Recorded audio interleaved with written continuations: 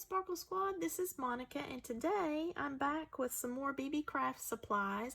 Now these are actually some beads and some wire from my previous hauls. This is part of my project shares that I do periodically when I receive supplies from Beebeecraft through the YouTube program that they offer, which is for YouTubers that have 100 or more subscribers. You just fill out the information that they request. Then they set it up to where you can actually order some of their supplies from their website. They ship it out to you. It does take some time. Once you get it, then you need to supply them with videos and vlogs in order to demonstrate the supplies that they have. So if you recall, I did the Haunted Leaves necklace back around Halloween. So this will be a follow-up to that, where I'm just using some of the same beads. Now the flower beads that you see here, I did order them through Beebeecraft, but these are the ones that I actually purchased myself. I think they'd make a really great focal for my little handmade rings. Some of the tools that you're going to need, you're definitely going to want to have flush cutters. This is sometimes referred to as a nipper tool, but if you can tell on the back side of this cutter, it's flat. So when you go to cut the wire, it's going to be flush so that you don't have any little pokey bits grabbing hold of your clothing or whatnot or scratching you. If you use a regular wire cutter, it's more rounded on the back, so that doesn't really lend itself well to any kind of wire wrapping in my experience, because it just leaves too many pokey bits out that grabs a hold of everything. And also you can't get right up against where you need to make the cut so that it is flush. Not very expensive. They run, you know, different price sets, but I believe I paid about $9 for mine. The next tool you'll want, this is especially handy if you are going to be doing a lot of wire work, wire wrapping and stuff. This is a nylon jawed plier, and this is from Beadalon. This is my favorite one because you can actually take these screws out and change out your little nylon pads. You can see mine are getting some wear on it, so it's probably overdue for me to change them out. Instead of having to buy a whole new plier, you just take the nylon bits off, pop the new ones on, and you're good to go for a little time there. I would definitely recommend you investing in these if you are going to get into any kind of wire work. And I like to use the bent nose pliers. I can get in really close to areas that I need to. I can pull and maneuver and turn a little bit more than just trying to do it with my fingers, because I have a carpal tunnel, so it's hard for me to be able to get enough leverage sometimes, and I want to be able to use these whenever I'm in a tight spot. Now, having said that, these will mar your wire because it's metal on metal. Use these sparingly. You really want to use your fingers as much as possible and your nylon jawed pliers. So sometimes you're going to have to get back onto your normal plier tools to help you out, but just be very careful when you do that you don't strip the wire or make gouges in it and whatnot, especially if you're using like a dead soft wire.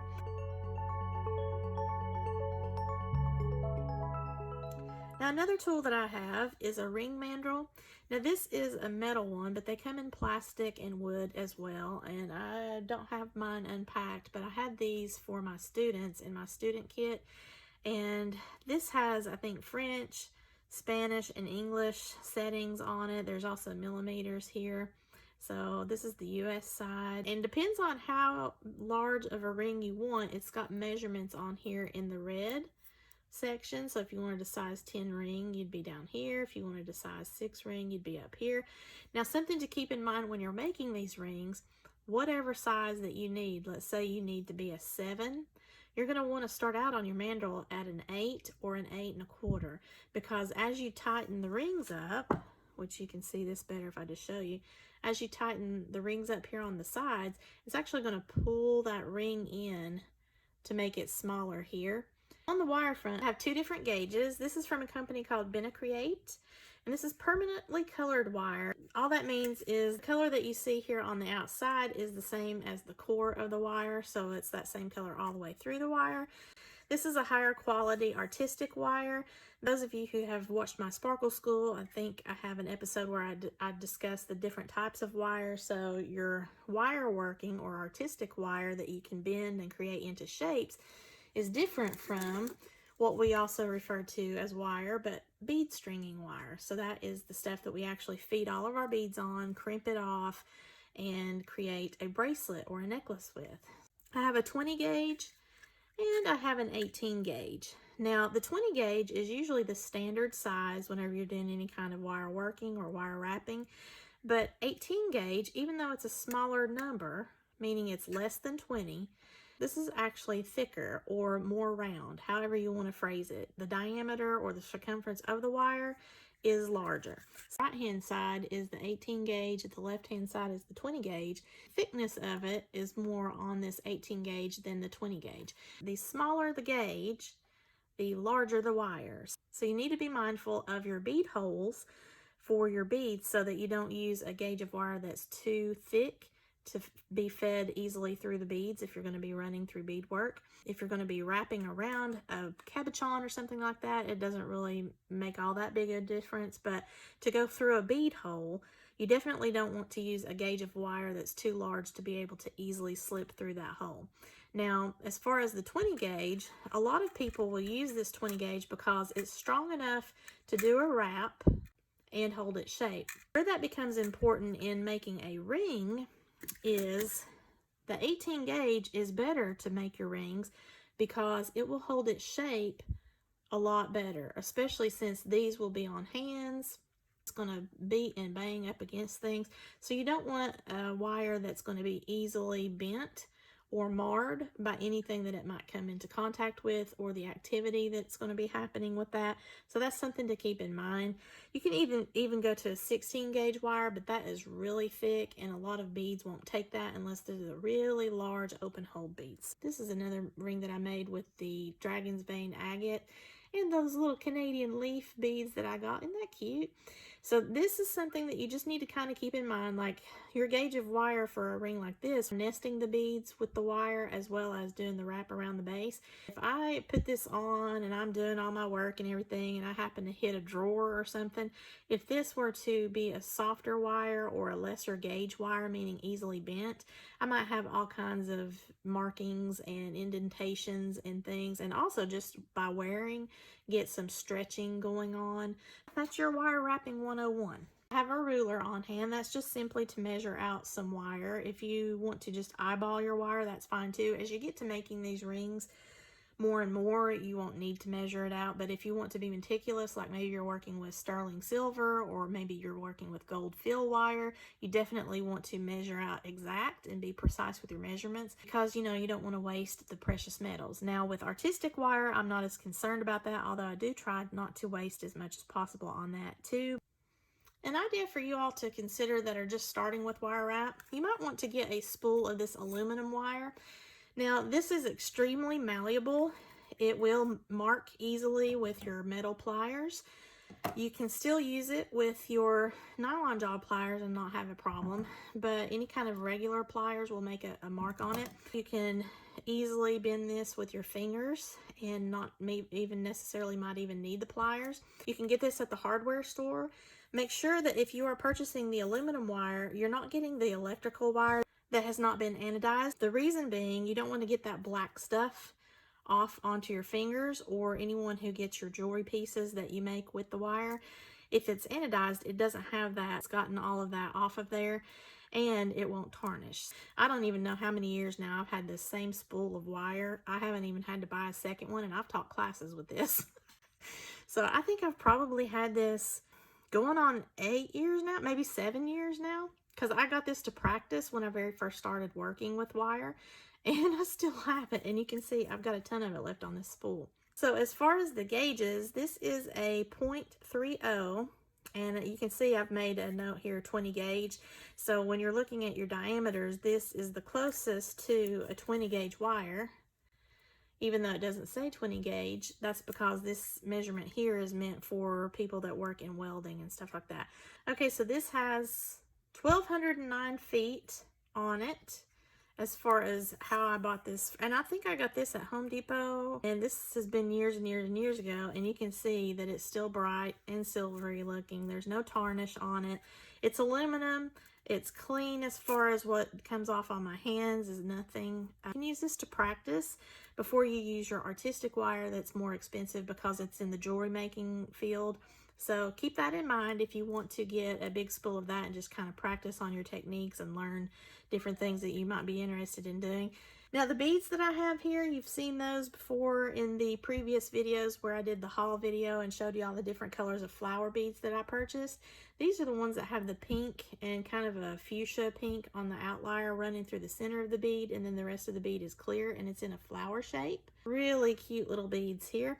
Now I will have to say, I discovered when I was trying to make this ring, but using this bead, I was going to make a second ring like that the inner workings of this bead is a lot smaller on the bead hole, so I had to change to the 20 gauge wire instead of the 18 gauge.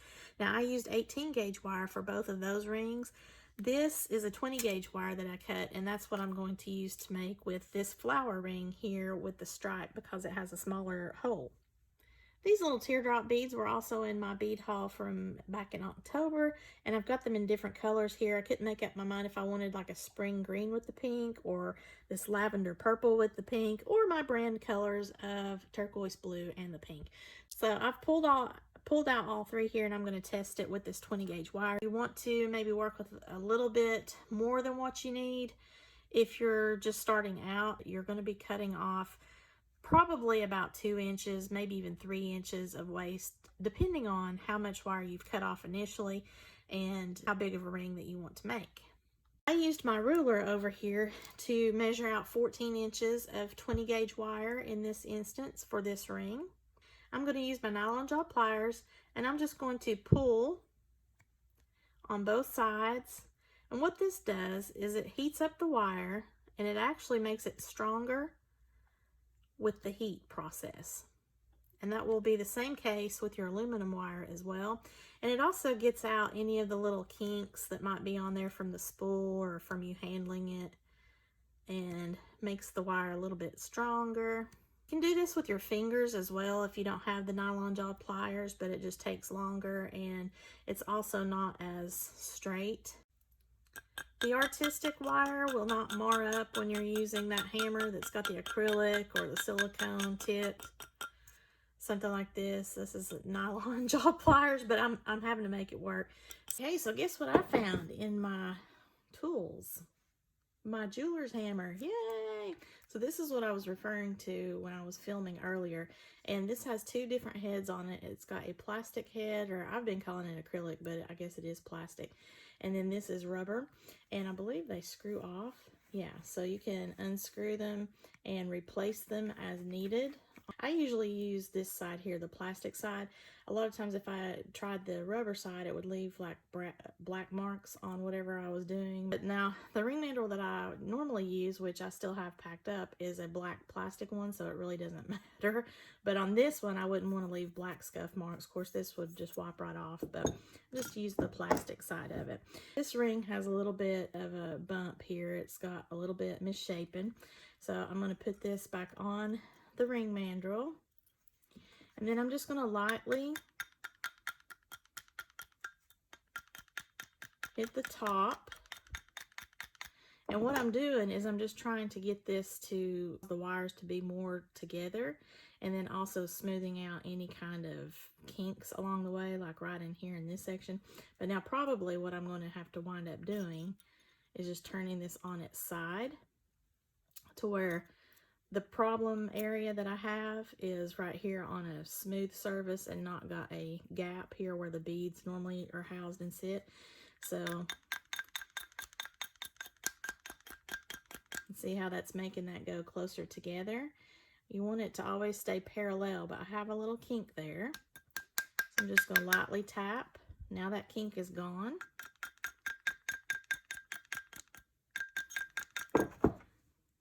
Looks much better.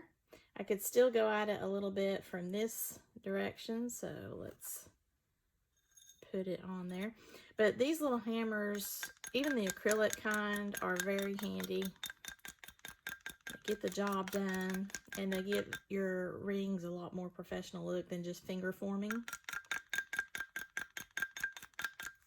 Now you could also turn this upside down and kind of hold the ring so it doesn't knock it off.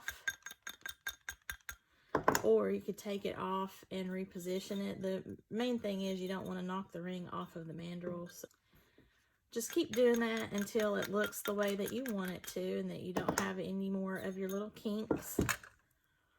So now it looks really nice. It's not got that pointed misshapen area now, and my bands are right together. This is something else too that I found along with my hammer. This is something that you can use to size your rings. It will have the different sizes here on each loop, so you can try to make sure that you're fitting your rings to that loop size. So very handy if you decide that you're going to really get into some jewelry making. Otherwise, if you don't want to get all fancy, you can get those Sharpies or anything else that is round and cylindrical to help you form a ring if you're just doing it for fun and not worried about the overall look. Like if you're not going to be selling these, you're just making them for a gift. So this was with the 20 gauge wire. It's a little bit more malleable as far as being able to make the bends and all that stuff. It definitely went through the hole of the bead without breaking the bead the way that the 18 gauge wire did. So that's the 20 gauge wire ring. It's not perfect. You can get the gist of how to make these rings. I have a lot of success with buttons or single beads where I might make a bird's nest design. I'll put some pictures in there, kind of show you that. That's with these little beads that I got from Beebeecraft. This is the maple leaf with some of those dragon vein agate. Very cute. I could have actually even come in with like a 26 gauge wire and done some weaving and wire wrapping around it, maybe with some seed beads to fill in any of the gaps if I wanted a little bit better of a fill in on that. But I think I like the simplicity of this, and that little maple leaf is so cute. And then this is another version of the flower ring here where I've just got one of those big glass pearls on either side and have it wrapped. This was with the 18 gauge wire. I'm going to go ahead and make another one of these with the flowers and the teardrops, but I'm going to change the direction of the teardrop and see if that makes it any easier to put together. Okay, so this is the 18 gauge, this is the 20 gauge. The 20 gauge fit better into those flower beads. So I'm going to just take my ruler here and measure this off. Yeah, I got 14 inches here of wire. Want to heat the wire up and flatten it out. Let me do my brand colors on this one. So I'm going to change the way that I did the teardrops, how I had the fat part facing this way. I'm going to do it just the opposite and see how that might look. Turn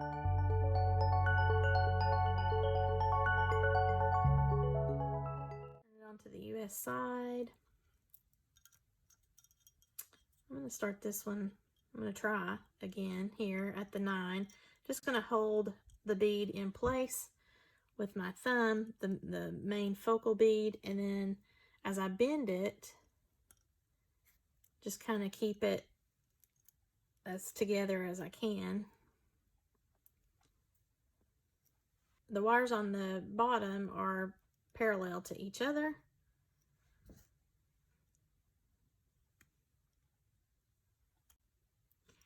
Then I'm going to pull this wire over and this wire over so that now I'm underneath, kind of like a little frame.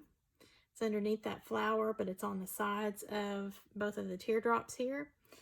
And I think this is going to work out better because now the more narrow part of the teardrop is going to be cleared and the fatter part's going to be up here with the flower bead. Now I'm just going to go clockwise with the wire wrap around the teardrop.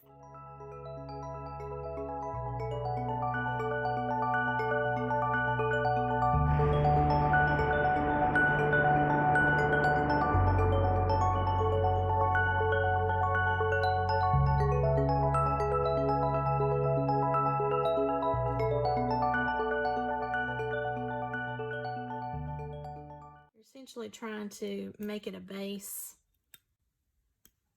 for the ring.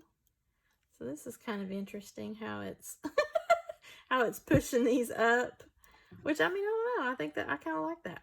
I'm going to now take this off and then wrap around, but I don't need this much wire on both sides, so I'm going to cut About that much on each side.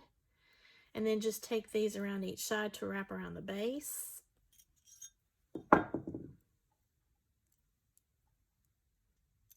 Use my little bent nose pliers, the nylon pliers, whichever one's easier for you, but I'm getting a little bit more grip as I go with this. So there's that started. Now let me get this other one on this side started.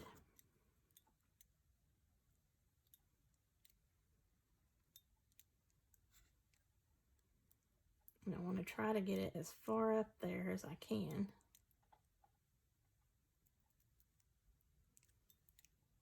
Okay, so that's at least kind of tacking it in place to what I'm doing. This is where this is wanting to start jumping. So if it starts to do that, just put it back on the mandrel.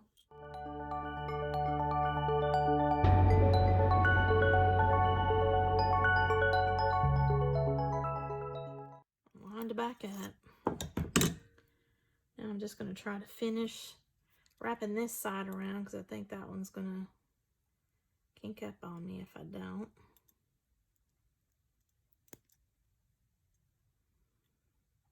Okay, this one I might only need to have that three, because I've got 2 loops right there. It looks pretty strong.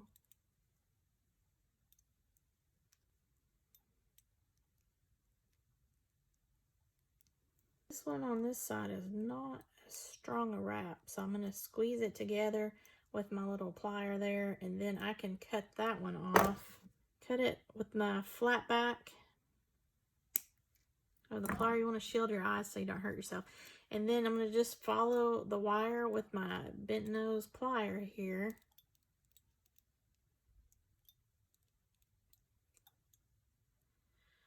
So that it can end around the back.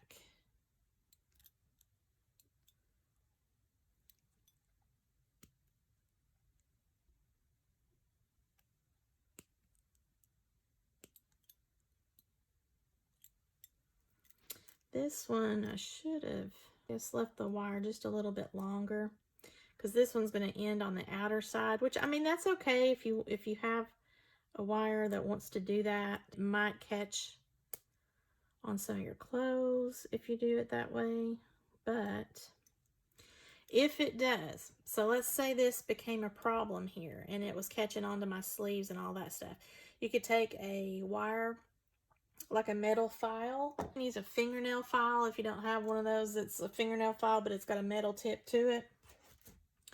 Just take that and kind of file that little edge there if it gets a hold of anything, but I think this one will be okay. So I've put this back onto my mandrel, and you can see I'm not even to 8 inches down here, and I started out on 9, so it's really tightened up a lot as I started to do my wrapping. I'm hitting with this nylon portion here on the metal, so I'm not actually hitting it with the metal section, because I don't want anything to put any gouges into my ring. Alright, so I can do it. What am I on right now? I'm almost to the 9. So this is an 8.5 size now, trying to get this off. Okay, now I've got that off of the mandrel, and you can see that it's nice and rounded. And put that on my finger. Okay, there's my little pink and blue flower ring. This is a version with large pearls on either side of my flower. Very cute.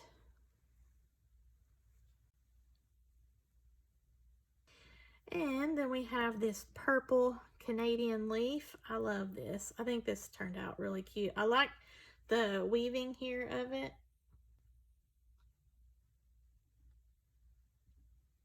Oh, wow. That picked up the light right there in the center of the bead. Isn't that cool? And the wire that's running through it, it's like there's a little light on there. So it's the same process here on this ring, that I just, instead of cutting off the wire here on the side, I continued to wrap it. I think I did this 3 times around the base. And then I came and just weaved around the beads on each side. So that just looks like a little framing for the bead. And then once I did all that, I had a little bit left to then wrap around the band. And then I had this green and pink flower bead. Now, the way that I put the teardrops on changed the look of the ring altogether. So on the US side, I'm going to start out on the 9.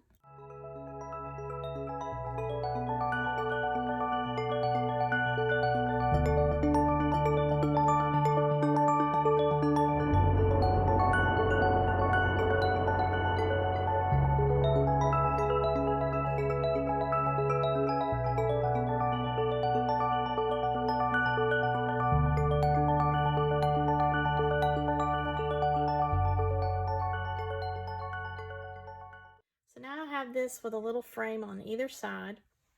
I can take this off and start to wrap around the base, or if I wanted to make a little thicker of a band, I could do that as well. So it's totally up to you if you want to do that, but I don't think I need that. Now, having said this, I've got an awful lot of wire left over, so I can actually go on here if I wanted to and add some seed beads and maybe wrap around again to make another little design element. So I've got some of these little seed beads out here. They're a little bit larger. I think these are all 6/0. Okay, so let's see. I've got 1, 2, 3, 4, 5, 6, 7, 8, 9, 10, 11, 12. It looks like I've got 13 of these little 6/0 seed beads. Now I could do that on both sides and then wrap it, which I think I'm going to do for this ring. Before I add seed beads to that other side of the ring, I need to go ahead and cut off this excess and try to wrap around the base of the ring. Bent nose pliers.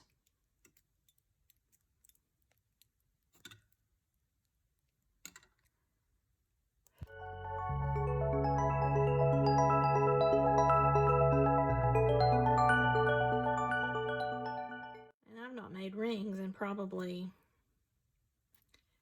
3 years. So this is getting my practice back on. Woo! Okay, so there are my little wraps. If you want to, you can end your wrap on the top. It's personal preference. I definitely would not end it on the side, but I'm going to come in here and just push all of this down. Trying to make sure I've got everything tight. I don't want my wires to cross though, so I got to be mindful of that. Here's the other side of the beads.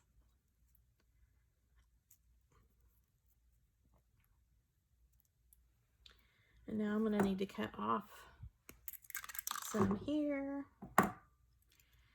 and start trying to wrap around so I don't lose the seed beads. I want to try to get straightened back up. So that's cute. So now I'm just going to take this and wrap it around with my bent nose pliers as best as I can. It did get wrapped over, but it's going to be at the top, so that'll be covered by the wire anyway. So I'm going to cut a little bit more. We're here at the 8.5 mark, and that's going to be big enough for me. Let's put this Alrighty, guys. So it would figure the very last ring that I made is probably my favorite. Let me know below in the comments what you think. This is the same flower bead and teardrops that I was using in my other examples of these 3 here. That gives you kind of an idea of how the same beads, except this has got pearls on it, the same beads can give you a different look. Let's do a showcase, shall we? So this was the last ring that I made, and this I believe it really is going to be my favorite ring. So I just made the little frame with those 6/0 seed beads, and they have like an aurora borealis sheen to them, so they pick up the purples and the pinks, and it's still a clear bead, so I think it looks nice. It kind of makes it look like a little band. So there's that one. Then here is the green and pink. This one is really cute. This is the one I struggled with. As you can see, this is where the narrow part of the teardrop is up here beside the flower, and the fat part is down here on the side of the wire. This one was the more difficult for me to do. Then we have the pink and blue, my brand colors. Look at that. Ah, so cute. And because it's kind of raised up, it has a neat look to it. And especially since I have kind of large fingers, kind of gives me a little bit of height on there. I just kind of like the look of that from the side too. And then we have the St. Patrick's Day ring, right? This has got the glass pearls, this green flower here. I think that turned out pretty cute. And it's just got a wrap all the way around. And then finally, for my little Canadian friends, I have the maple leaf ring. Now this was one of those really interesting beads that I haven't seen before. And when I couple it with the Dragon's Vein agate, it really looks cute. I love that. So let's see. I think this was the finger I could fit that on.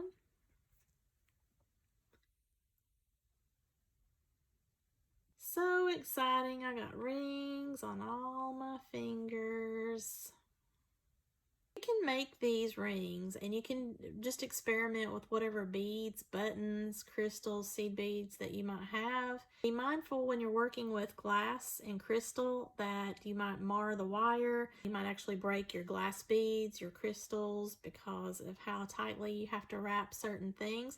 Those are my little wire wrapped rings that I made using the supplies that I got from October's haul from Beebeecraft.com. They have sponsored the videos that I've done regarding their supplies here in these beads, except for these flower beads because I purchased those myself. They have a lot of cool beading supplies, a lot of crafting supplies as well on their website. If you're interested in them, I will have a $5 off coupon code below in my description, so please be sure to use that if you want to check out their website. So let me know, what do you think about these rings? Leave below in the comments which one was your favorite. Do you have any questions for me? I'll be happy to answer those.